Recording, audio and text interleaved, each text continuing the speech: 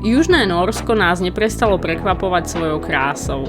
Keď sme zaparkovali, bola už tma a ani sme netušili, s akými výhľadmi sa ráno zobudíme.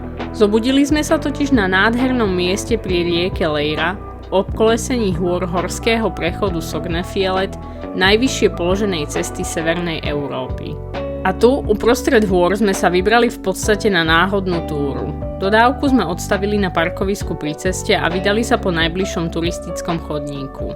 Počas 2,5-hodinového okruhu sme prekročili cez niekoľko potokov, prešli kamenisté úseky, mierne stúpanie aj otvorené planiny.